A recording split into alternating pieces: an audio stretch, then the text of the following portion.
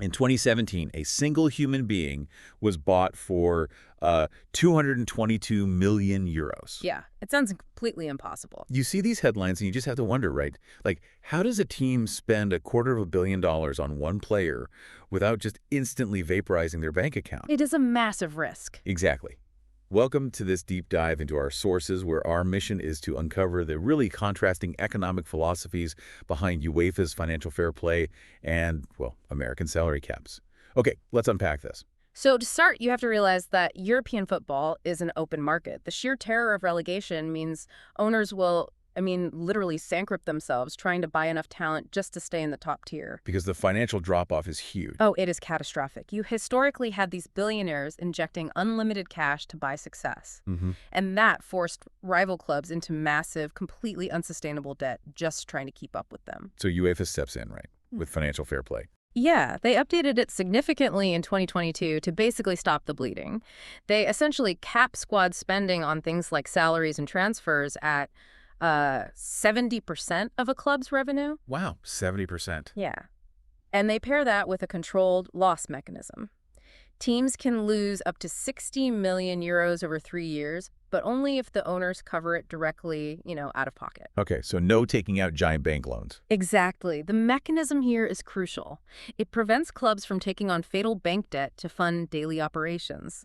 Throw in a strict rule against late debts to tax authorities, and the goal is forcing teams to live within their actual means. But wait, I really want to challenge that 70% proportional rule. Oh, go for it. Because, well, if you tell a massive tech monopoly and a tiny startup they can both reinvest exactly 70% of their profits, you aren't leveling the playing field. You're just guaranteeing the monopoly stays on top forever, right? Yeah, that is a very good point.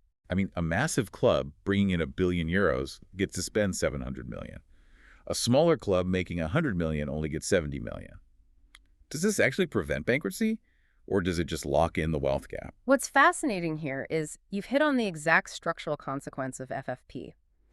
It absolutely stops the immediate bleeding of bankruptcy, but mathematically, it perpetuates the hierarchy. The rich just stay rich. Exactly. The wealthy stay wealthy because their spending ceiling is inherently higher based on their revenue. Here's where it gets really interesting, because you look across the Atlantic to ultra-capitalist America, and their sports leagues are, essentially equalized. Yeah, it's quite the paradox. It really is. You have massive markets like New York City operating under the exact same spending limits as tiny Green Bay, Wisconsin. Right, because they engineer the market from scratch to be inherently profitable and balanced. They use fixed limits instead of proportional ones. Hard caps. Exactly. The NFL and NHL use hard caps, which are absolute spending ceilings no team can cross, regardless of their local revenue. And what about the NBA or baseball?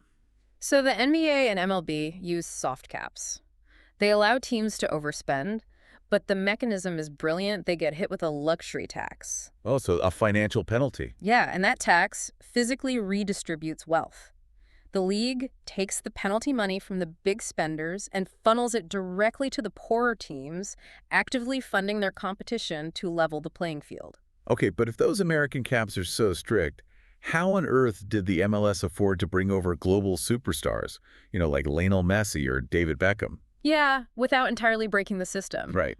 That's where they engineered a specific workaround called a designated player rule. It allows an MLS team to sign up to 3 players whose massive salaries are kept, almost entirely off the league's salary cap books. Oh, so it bends the rule just enough. You got it. It allows global star power without destroying the league's internal parity mechanism. But, these rules only work if people actually follow them.